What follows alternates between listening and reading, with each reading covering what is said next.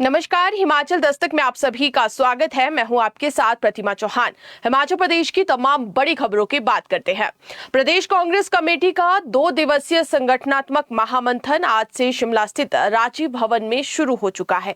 General house की इस महत्वपूर्ण बैठक में हाल ही में संपन्न पंचायत चुनाव के प्रदर्शन की समीक्षा के साथ आगामी विधानसभा चुनाव को लेकर व्यापक रणनीति तैयार की जाएगी। इस बैठक में मुख्यमंत्री सुखविंदर सिंह सुक्खू, उप मुख्यमंत्री मुकेश अग्निहोत्री, प्रदेश कांग्रेस अध्यक्ष विनय कुमार सहित मंत्रिमंडल के सदस्य समेत विधायक भी मौजूद रहे। बैठक में पंचायत चुनाव के दौरान मिले जमीनी फीडबैक के आधार पर संगठन की मजबूती और कमजोरियों पर विस्तार से चर्चा की गई। पार्टी नेतृत्व बूथ स्तर तक संगठन को सक्रिय करने, कार्यकर्ताओं की भूमिका मजबूत करने और आगामी चुनाव के लिए प्रभावी चुनावी रणनीति तैयार करने पर विशेष जोर दिया गया। आम सभा के दूसरे दिन यानी कि कल महिला कांग्रेस, किसान कांग्रेस, सेवा दल, एनएसयूआई, युवा कांग्रेस, अनुसूचित जाति विभाग और अल्पसंख्यक विभाग सहित सभी अग्रणी संगठनों की अलग अलग बैठकें आयोजित की जाएगी। उधर प्रदेश कांग्रेस में संगठन और सरकार दोनों स्तर पर हलचल तेज हो गई है। कांग्रेस की प्रदेश प्रभारी रजनी पाटिल ने आज शिमला में आयोजित जनरल हाउस बैठक से पहले संकेत दिए कि प्रदेश मंत्रिमंडल में बदलाव को लेकर चर्चा की जाएगी। उन्होंने कहा कि सभी नेताओं और पदाधिकारियों के सुझाव के आधार पर आगे की कार्य योजना तैयार की जाएगी। कांग्रेस प्रभारी ने कहा कि 16 और 17 जुलाई को धर्मशाला में पार्टी की पॉलिटिकल अफेयर्स कमेटी की महत्वपूर्ण बैठक भी प्रस्तावित है और इस बैठक में कांग्रेस के राष्ट्रीय संगठन महासचिव केसी वेणुगोपाल भी शामिल होंगे और इसके अलावा सरकार और संगठन से जुड़े कई महत्वपूर्ण विषयों पर भी विस्तार से विचार विमर्श किया जाएगा।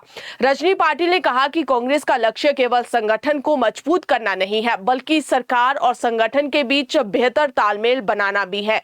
उन्होंने कहा कि प्रदेश में पार्टी को और प्रभावी बनाने के लिए सभी स्तरों पर समन्वय बढ़ाने की दिशा में काम किया जाएगा। नेताओं और कार्यकर्ताओं से मिले सुझाव को भी प्राथमिकता दी जाएगी।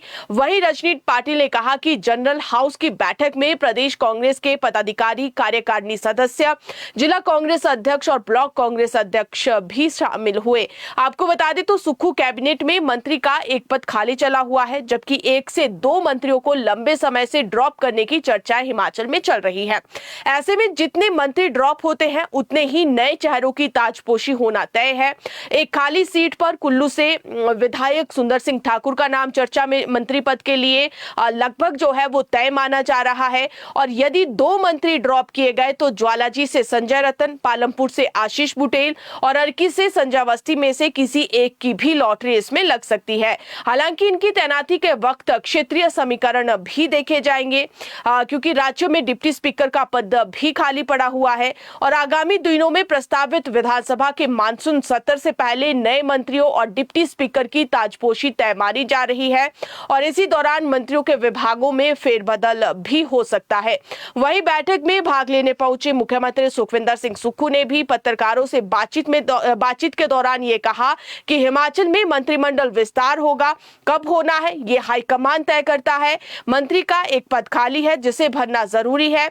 सीएम ने कहा कि यदि मौसम साफ रहा तो 16 व 17 को धर्मशाला में राजनीतिक मामले समिति की बैठक में भी इस पर चर्चा की जाएगी। तो कुल मिलाकर जो है वो सुक्खू सरकार में नए मंत्री को लेकर हिमाचल प्रदेश की राजनीति एक बार फिर गर्मा चुकी है। अब सुक्खू सरकार में नया मंत्री कौन शामिल होगा ये आने वाला समय जो है वो तय करेगा। लेकिन बड़ी बात इसमें ये है कि आखिरकार किस मंत्री को जो है वो मंत्रिमंडल से ड्रॉप किया जाएगा और उसकी जगह पर किन विधायकों को जो है वो सरकार मौका देती है। हाईकमान से किस विधायक को जो है वो उसका आंकलन के आधार पर किसे मेरिट पर रखा जाता है और कौन मंत्री बनेगा ये अपने आप में बड़ा दिलचस्प बना हुआ है। क्योंकि आज जिस तरह से रजनी पाटिल और सीएम सुक्खू ने साफ तौर पर यह कहा है कि साफ तौर पर जिस तरीके से ये कहा गया है कि सुक्खू कैबिनेट में अभी जो क्योंकि सूत्रों के हवाले से राजनीतिक गलियारों में ये भी चर्चा है कि 16 व 17 जुलाई को जो एक कांग्रेस हाईकमान की बैठक होने वाली है जिसमें कि केसी वेणुगोपाल आने वाले हैं, तो उससे पहले जो है वो मंत्री तय हो सकता है और 16 व 17 को शपथ भी हो सकती है। लेकिन ये भविष्य के गर्भ में है। बड़ी बात यह है कि अब हिमाचल प्रदेश प्रदेश के कांग्रेस सरकार के मंत्रिमंडल में नया मंत्री शामिल होगा। विधानसभा के उपाध्यक्ष के डिप्टी स्पीकर के पद पर भी जो है वो किसी विधायक को जो है वो मौका दिया जाएगा। अब ऐसे में क्या बड़े बदलाव होते हैं सरकार में, ये आने वाला वक्त तय करेगा। फिलहाल बात करते हैं, क्योंकि सीएम दिल्ली से शिमला पहुंचे, उन्होंने कई चीजों को लेकर बोला और राम मंदिर में चढ़ावा चोरी मामले पर भी सीएम ने आज कहा कि ये एक गंभीर मामला है और भगवान के नाम पर चंदा चोरी करने वालों को बख्शा नहीं जाना चाहिए। उधर लोक निर्माण मंत्री विक्रमादित्य सिंह ने मीडिया से बातचीत में कहा कि हमेशा से श्री राम जी के नाम पर राजनीति करने वाली भाजपा के नेताओं को थोड़ी शर्म करनी चाहिए थी। उन्होंने कहा कि भाजपा की राजनीति राम के नाम पर चलती रही और आज घोटाले सामने आ रहे हैं। उन्होंने कहा कि भाजपा ने जिस श्री राम के नाम पर राजनीति की उनको भी नहीं छोड़ा और ये देश का दुर्भाग्य है। विक्रमादित्य सिंह ने कहा कि राम मंदिर में चढ़ावा चोरी मामले की जांच सीबीआई से नहीं बल्कि सुप्रीम कोर्ट के सिटिंग जज से करवाई जानी चाहिए। अगली खबर की बात करें तो किन्नौर कांग्रेस के अध्यक्ष बनाए गए नेगी निगम भंडारी ने राजस्व मंत्री जगत सिंह नेगी द्वारा उन्हें घेरने व उन पर कई दोष मढ़ने के बाद पलटवार किया है। निगम भंडारी ने शिमला में पार्टी की प्रभारी रजनी पाटिल से भी मुलाकात की और उनके सामने अपनी बात रखी और इससे पहले मीडिया से अनौपचारिक बात करते हुए निगम भंडारी ने राजस्व मंत्री को चुनौती देते हुए कहा कि वो जो भी आरोप उन पर लगा रहे हैं उसके साक्ष्य दे, हाईकमान को इससे जुड़े सबूत भी बताए जाए। उन्होंने कहा कि उन पर जो भी आरोप लगाए जा रहे हैं वो पूरी तरह से निराधार है। राजस्व मंत्री के पास यदि इसका कोई ठोस प्रमाण है तो वे उसे पार्टी हाईकमान के समक्ष पेश करें। आपको बता दें तो राजस्व मंत्री ने उन पर आरोप लगाया था कि वो किन्नौर में भाजपा की बी टीम के रूप में काम करते हैं और उन्होंने हमेशा कांग्रेस को नुकसान पहुंचाया है। उन्होंने कहा कि वो हमेशा कांग्रेस की विचारधारा के प्रति समर्पित रहे हैं और पार्टी के खिलाफ काम करने का सवाल ही नहीं उठता। निगम भंडारी ने बताया कि वो जल्द ही जिला कांग्रेस कमेटी के अध्यक्ष पद का विधिवत कार्यभार ग्रहण करेंगे। वहीं इस मामले को लेकर एक सवाल का जवाब देते हुए कांग्रेस की प्रभारी रजनी पाटिल ने कहा कि वो दोनों नेताओं से मिलकर बात करेगी। हालांकि जगत सिंह नेगी शिमला नहीं आए हैं, लेकिन निगम भंडारी ने उनसे बात कर अपना पक्ष रखा है। रजनी पाटिल ने कहा है कि जगत सिंह नेगी से वो खुद बात करेगी और आमने सामने बिठाकर गलतफहमी को दूर किया जाएगा। उन्होंने कहा कि ये परिवार का मुद्दा है जिसमें कि गलतफहमी को दूर किया जाएगा। अगली खबर की बात करते हैं। प्रदेश सरकार ने विभिन्न विभागों के कर्मचारियों से जुड़े मामले में हिमाचल प्रदेश हाईकोर्ट के फैसले को सुप्रीम कोर्ट में चुनौती देने की तैयारी शुरू कर दी है और इस संबंध में शिक्षा विभाग के सचिव की ओर से सभी प्रशासनिक सचिवों, विभागाध्यक्षों, मंडलायुक्तों और उपायुक्तों, बोर्डों, निगमों, विश्वविद्यालय और स्वायत्त निकायों के प्रमुखों को निर्देश जारी किए हैं और जारी पत्र के अनुसार देवेंद्र कुमार बनाम हिमाचल प्रदेश सरकार एवं अन्य से जुड़े करीब 445 मामलों को हाईकोर्ट में एक साथ टैग किया गया था। सरकार ने इन मामलों में हाईकोर्ट के फैसले के विरुद्ध सुप्रीम कोर्ट में स्पेशल लीव पिटीशन यानी कि एसएलपी दायर करने का फैसला लिया है। सरकार ने सभी संबंधित विभागों को निर्देश दिए हैं कि वे CWP संख्या 3361/2025 से जुड़े सभी मामलों तथा इसी प्रकार के अन्य मामलों का पूरा रिकॉर्ड तत्काल नई दिल्ली स्थित हिमाचल भवन के लीगल सेल में जिला अटॉर्नी को उपलब्ध करवाए और साथ ही इसकी सूचना उच्च शिक्षा निदेशक को भी भेजने के निर्देश दिए गए हैं ताकि समय रहते एसएलपी दायर कर सुप्रीम कोर्ट में दाखिल किया जा सके। अतिरिक्त सचिव की ओर से जारी एक अन्य पत्र में सभी विभागों को नई दिल्ली स्थित लीगल सेल और उच्च शिक्षा निदेशालय के साथ लगातार समन्वय बनाए रखने को कहा गया है। दरअसल प्रदेश सरकार ने फरवरी 2025 में एक नया कानून उससे जुड़े आदेश जारी किए थे, जिसके आधार पर पहले अदालतों के आदेशों से कर्मचारियों को मिले कुछ सेवा लाभ वापस लेने या सीमित करने का प्रयास किया गया था। कर्मचारियों ने इन प्रावधानों को हाईकोर्ट और सुप्रीम कोर्ट के पूर्व फैसलों के विपरीत बताते हुए चुनौती दी थी। प्रारंभिक सुनवाई में हाईकोर्ट ने सरकार को याचिकाकर्ताओं के वेतन का पुनर्निर्धारण यानी कि रीफिक्सेशन लागू नहीं करने और किसी भी प्रकार की वसूली रिकवरी पर रोक लगाने के निर्देश दिए थे। इसके बाद 25 अप्रैल 2026 को प्रदेश हाईकोर्ट ने इस मामले और इससे जुड़ी 260 से अधिक याचिकाओं पर फैसला सुनाते हुए संबंधित अधिनियम को असंवैधानिक करार दिया और कर्मचारियों को राहत प्रदान की। अब राज्य सरकार इस फैसले को सुप्रीम कोर्ट में चुनौती देने की तैयारी कर रही है। इसी तरह अगली खबर की बात करें तो प्रदेश सरकार ने ट्रेनी और जॉब ट्रेनी को 15 दिन के पैतृत्व अवकाश यानी कि पैटर्निटी लीव देने का फैसला लिया है। कार्मिक विभाग की ओर से जारी अधिसूचना के अनुसार ऐसे पुरुष ट्रेनी और जॉब ट्रेनी जिनके 2 बच्चे हैं वे 15 दिन के पैतृत्व अवकाश लेने के लिए पात्र होंगे। अवकाश पत्नी के प्रसव के अवसर पर यह लिया जा सकेगा। कर्मचारी बच्चे के जन्म से 15 दिन पहले अथवा जन्म के 6 माह के भीतर किसी भी समय ये अवकाश ले सकेंगे। सरकार ने यह फैसला ट्रेनी और जॉब ट्रेनी योजनाओं के तहत नियुक्त युवाओं की सेवा शर्तों को अधिक व्यवहारिक और कर्मचारी हितैषी बनाने के उद्देश्य से लिया है। अगली खबर की बात करें तो प्रदेश के सरकारी वरिष्ठ माध्यमिक विद्यालयों में हाल ही में प्रमोट हुए स्कूल प्रिंसिपलों के लिए राज्य शैक्षिक अनुसंधान एवं प्रशिक्षण परिषद यानी कि SCERT सोलन द्वारा 5 दिवसीय ओरिएंटेशन प्रशिक्षण कार्यक्रम आयोजित किया जाएगा और ये प्रशिक्षण 6 से 10 जुलाई तक सोलन में होगा। SCERT द्वारा जारी आदेशों के अनुसार प्रदेश के विभिन्न जिलों से चयनित 56 नवपदोन्नत स्कूल प्रिंसिपल इस पहले बैच में भाग लेंगे और सभी संबंधित अधिकारियों को ये आदेश दिए गए हैं कि प्रतिभागी 6 जुलाई को सुबह 9:45 बजे सोलन में अनिवार्य रूप से रिपोर्ट करें। बड़ी बात यह है कि तमाम सभी प्रिंसिपल्स के लिए ये ट्रेनिंग कंपल्सरी की गई है। जितने भी नवनियुक्त प्रिंसिपल है उन्हें इस प्रशिक्षण में जाना होगा, अन्यथा उनके खिलाफ अनुशासनात्मक कार्रवाई जो है वो अमल में लाई जाएगी। अगली खबर की बात करें तो शिक्षा निदेशालय ने स्कूल कैडर और स्कूल न्यू कैडर के लेक्चररों की वरिष्ठता सूची को नए सिरे से तैयार करने का फैसला लिया है। इस संबंध में आज आदेश जारी करते हुए 31 अक्टूबर 2017 को जारी तथा 11 अप्रैल 2023 को अपडेट की गई वरिष्ठता सूची को वापस ले लिया गया है।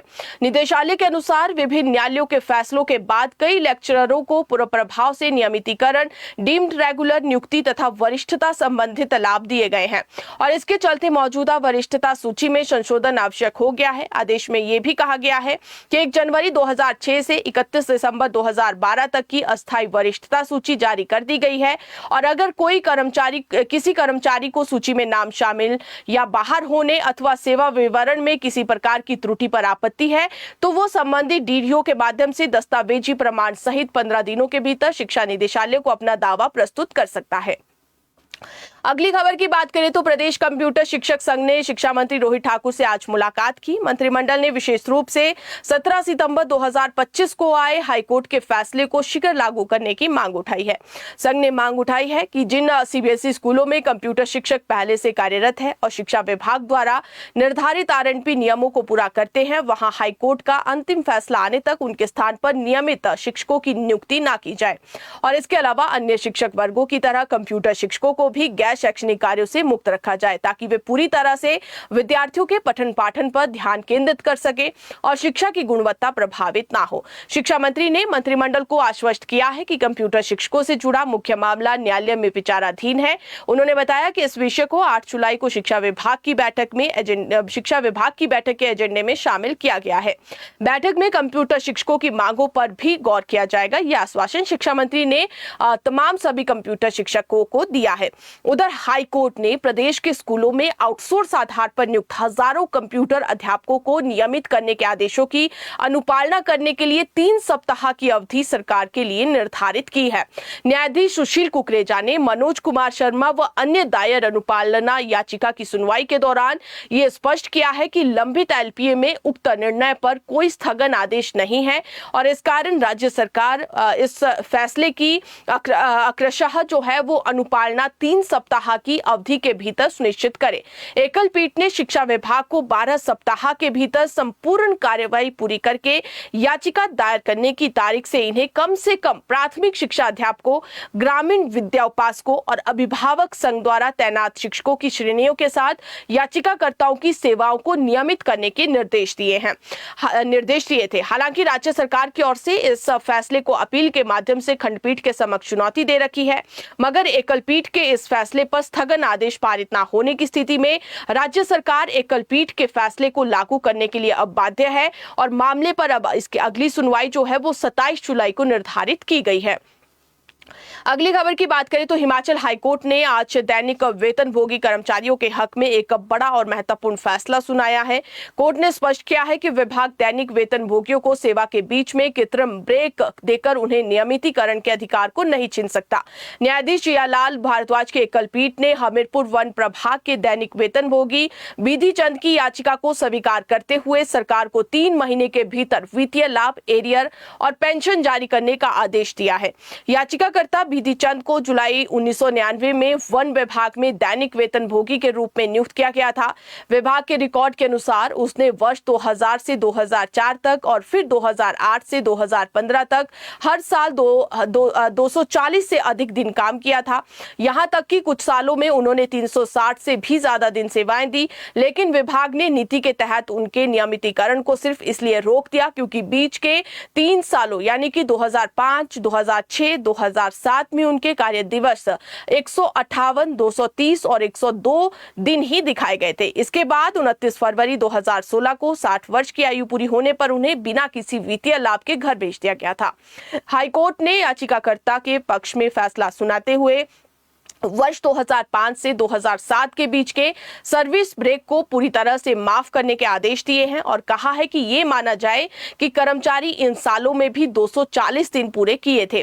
कर्मचारियों की सेवा को वर्ष 2000 से जोड़ते हुए 8 साल की सेवा पूरी होने की तारीख यानी कि 1 जनवरी 2008 से उन्हें वर्ग 4 स्टेटस नियमितीकरण का लाभ देने के आदेश कोर्ट ने दिए हैं। विभाग याचिकाकर्ता की सेवानिवृत्ति तिथि 29 फरवरी 2016 तक के सभी एरियर सेवा लाभ और उसके बाद की पेंशन की गणना करके 3 महीने के भीतर भुगतान सुनिश्चित करे। ये आदेश आज हाईकोर्ट ने दैनिक वेतनभोगी कर्मचारी से संबंधित मामले में किए हैं। उधर अब पीटीए शिक्षकों की बात करते हैं। पीटीए शिक्षक से जुड़े एक अन्य मामले में हाईकोर्ट ने सेवा कानून से जुड़े एक अत्यंत महत्वपूर्ण मामले में स्पष्ट किया है कि किसी भी सरकारी नौकरी में वास्तविक नियुक्ति उस तारीख से मानी जाती है जब कर्मचारी वास्तव में सेवा में शामिल होता है। और ये बड़ा फैसला मुख्य न्यायाधीश जीएस संधावालिया और न्यायाधीश बिपिन चंद्र नेगी की खंडपीठ ने धीरेन्द्र कुमार द्वारा दायर एक अपील को खारिज करते हुए सुनाया। कोर्ट ने याचिकाकर्ता की दलीलों को खारिज करते हुए सिंगल जज बेंच के पुराने फैसले को पूरी तरह सही ठहराया है। मामला वर्ष 2013 की एक सरकारी नीति से जुड़ा हुआ है जिसके तहत 30 दिसंबर 2007 तक नियुक्त किए गए पीटीए शिक्षकों को जिनकी सेवाएं बाद में समाप्त कर दी गई थी पुनः सेवा में लेने का प्रावधान था। याचिकाकर्ता धीरेन्द्र कुमार ने राजनीति विज्ञान के प्रवक्ता के रूप में 1 दिसंबर 2008 को ज्वाइन किया था। उनकी ज्वाइनिंग सरकार द्वारा तय कट ऑफ तारीख 30 दिसंबर 2007 के बाद हुई थी और इसीलिए विभाग ने उन्हें इस नीति का लाभ देने से इनकार कर दिया था। धीरेन्द्र कुमार के वकील ने अदालत में तर्क दिया कि उनके पद के चयन प्रक्रिया 18 सितंबर 2007 को शुरू हो गई थी और इंटरव्यू भी 4 अक्टूबर 2007 को हो चुके थे। दलील दी गई कि किसी अन्य अयोग्य उम्मीदवार की नियुक्ति से उपजे कानूनी विवाद के कारण उनकी ज्वाइनिंग में देरी हुई, इसलिए उसे कट ऑफ डेट से पहले का ही नियुक्त माना जाना चाहिए। खंडपीठ ने याचिकाकर्ता के स्तर को पूरी तरह से खारिज कर दिया है और ज्वाइनिंग ऑफ डेट से ही वरिष्ठता सूची देने के आदेश दिए गए हैं। अगली खबर की बात करें तो हिमाचल प्रदेश संयुक्त संघर्ष समिति ने वित्त विभाग द्वारा पेंशनर्स का जीवन प्रमाण पत्र ऑनलाइन किए जाने का सख्त विरोध किया है। समिति ने कहा है कि इससे हजारों पेंशनर्स को कठिनाइयों का सामना करना पड़ेगा। पेंशनर्स नेताओं ने कहा कि ज्यादा बेहतर होता दोनों सुविधाओं को जारी रखा जाता। उम्र के इस पड़ाव में पेंशनर्स को ऑनलाइन जीवन प्रमाण पत्र प्राप्त करने के लिए दर की ठोकरें खानी पड़ेगी और इनमें अधिक उम्र के पेंशनर्स हैं जिन्हें चलने फिरने में भी भारी दिक्कतों का सामना करना पड़ेगा। उनके प्रति सरकार का ये निर्णय बहुत ही गलत है। समिति ने सरकार से आग्रह किया है कि इस अधिसूचना को तुरंत निरस्त किया जाए तथा दोनों ऑप्शन को जारी रखा जाए। साथ ही पेंशनर्स नेताओं ने कहा है कि मुख्यमंत्री सुखविंदर सिंह सुक्खू को हिमाचल प्रदेश संयुक्त संघर्ष समिति के साथ किए गए वायदे को शीघ्र पूरा करना चाहिए, जिसमें उन्होंने शिष्टमंडल को आश्वासन दिया था कि जुलाई माह में 1 जनवरी 2016 व 31 जनवरी 2022 के बीच सेवानिवृत्त पेंशनर्स के लिए लीव इनकैशमेंट, ग्रेजुइटी व कम्यूटेशन देने की बात की थी, जिसकी अधिसूचना शीघ्र जारी की जाए। और इसी प्रकार शिक्षा विभाग के पेंशनर्स के लिए चिकित्सा बिलों के लिए धनराशि भी जल्द जारी करने की मांग उठाई है, ताकि बहुत लंबे समय से पेंडिंग बिलों का भुगतान जो है वो किया जा सके। अगली खबर की बात करें तो उधर करुणा मुल्क आश्रितों की नियुक्ति को लेकर हिमाचल प्रदेश करुणा मुल्क संघ ने प्रदेश सरकार से 3 लाख रुपए से अधिक वार्षिक आय वाले आश्रितों के संबंध में अपनी स्थिति स्पष्ट करने की मांग की है। संघ का कहना है कि हाल ही में सरकार ने पूर्व सरकार के कार्यकाल में अधिक आय सीमा के आधार पर निरस्त किए गए करीब 2542 मामलों पर पुनर्विचार करने की अधिसूचना जारी की है, लेकिन इसमें यह स्पष्ट नहीं किया गया है कि 3 लाख रुपए से अधिक वार्षिक आय वाले आश्रितों को भी इसका लाभ मिलेगा या फिर नहीं। संघ ने कहा है कि करुणा मुल्क आश्रित पिछले 15 से 20 वर्षों से अपने माता पिता की सेवा काल के दौरान मृत्यु के बाद नौकरी की मांग कर रहे हैं। उन्होंने कहा कि विधानसभा चुनाव के दौरान कांग्रेस ने सभी करुणा मुल्क आश्रितों को बिना किसी भेदभाव और शर्त के एक मुश्त नौकरी देने का वायदा किया था, जिसे अब पूरा किया जाना चाहिए।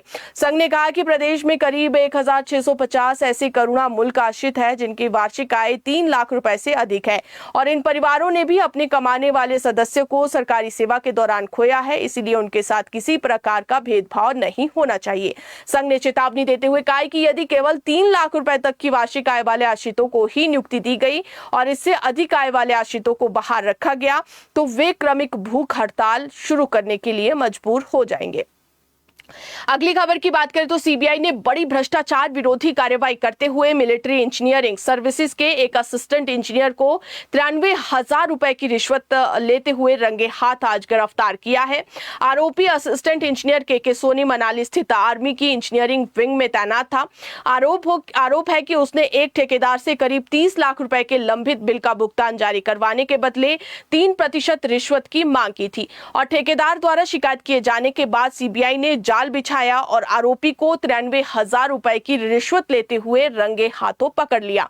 गिरफ्तारी के बाद सीबीआई ने आरोपी के खिलाफ भ्रष्टाचार निवारण अधिनियम के तहत मामला दर्ज कर आगे की जांच शुरू कर दी है। सीबीआई अब यह भी पता लगा रही है कि आरोपी पहले भी इस तरह के अवैध वसूली में शामिल रहा है या फिर नहीं। साथ ही मामले से जुड़े अन्य पहलुओं की भी इसमें जांच की जा रही है। अगली खबर की बात करें तो मौसम विभाग के मुताबिक प्रदेश में कल प्रदेश के कांगड़ा, शिमला व सिरमौर में भारी बारिश होगी, और केंद्र ने इन जिलों में भारी बारिश होने का येलो अलर्ट जारी किया है। 6 व 7 जुलाई को मंडी, सिरमौर, कांगड़ा और चंबा में हैवी टू हैवी रेनफॉल होने का ऑरेंज अलर्ट भी जारी किया गया है, और इन 2 दिनों के दौरान अन्य जिलों में भी भारी बारिश होने की चेतावनी जारी की गई है। 8 व 9 जुलाई को भी मंडी, सिरमौर, कांगड़ा, शिमला, चंबा व कुल्लू में भारी बारिश होने की चेतावनी जारी की गई है। ऐसे में आगामी दिनों के दौरान लोगों को बारिश के चलते परेशानियों का सामना करना पड़ सकता है। तो फिलहाल अपना ध्यान रखिए, मुझे दीजिए इजाजत। देखते और पढ़ते रहिए हिमाचल दस्तक। नमस्कार।